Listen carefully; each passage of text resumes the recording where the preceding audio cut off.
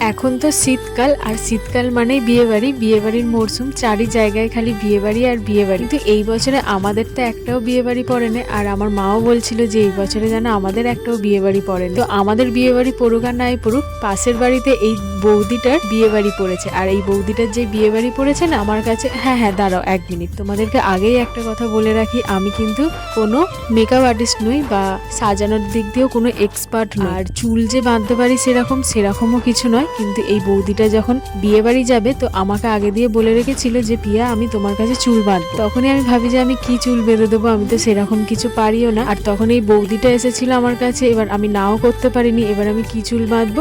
আমাদের মতন সাধারণ মেয়েরা যেমন একমাত্র সঙ্গী হলো তার ইউটিউব, তো ইউটিউব দেখে আমি যতটুকু চুল বাঁধতে পারি, যেমন আমি নিজে বিয়ে বাড়ি গেলে বাঁধি সেরকমই বৌদিটাকে আমি করে দিলাম, চুলটা বেঁধে দিলাম। বৌদিটা আমাকে বলছিল যে মধ্যিখানে যে গোলাপ ফুলটা লাগিয়েছো ধারে ধারে কি ফুল দেবো, যেহেতু ফুল ঘরের মধ্যে ছিল না তাই আমি বললাম যদি কেন তাহলে কোন ফুলটা লাগাবো, আমাকে সেটাই জিজ্ঞাসা করছিল যে গোলাপ ফুল লাগাবো নাকি সাদা ফুল লাগাবো। আমি বললাম যেটা তোমার ভালো লাগবে লাগিও, কিন্তু গোলাপটা লাগালেও বেশি ভালো লাগবে। বৌদির এই মেয়েটাও আমার কাছে বললো যে প্রিয়া দিদি তুমি তাহলে আমাকে কিছু একটা চুল বেঁধে দাও স্টাইলে। তো আমি ওর সামনেটা এরকম পাকিয়ে পাকিয়ে চুলটা স্টাইল করে বেঁধে দিয়েছিলাম, গ্রাউন্ডের সাথে চুলটা খোলা, আর সামনেটা এরকম ভালো মানাবে তাই আমি যতটুকু যেরকম পারি আমি ওকে করে দিয়েছিলাম। কিন্তু ওর সত্যি পছন্দ হয়েছিল, যেমন বৌদিটারও খুব পছন্দ হয়েছিল। আর শীতকাল বিয়ে বাড়ি হোক বা গরমকাল, মেয়েদের কাছে যেন শীতকালে ঠান্ডাই লাগে না। দেখো আমার এই বৌদির মেয়েটা কিরকম ড্রেস পরেছে জানো, আমি বলছি তো ঠান্ডা লাগে না, ও বলছে বিয়ে বাড়িতে ঢুকবো ঠান্ডা তো লাগবে না, আসার সময় চিন্তা ভাবনা করবো যে কিছু গায়ে দেবো কি না দেবো।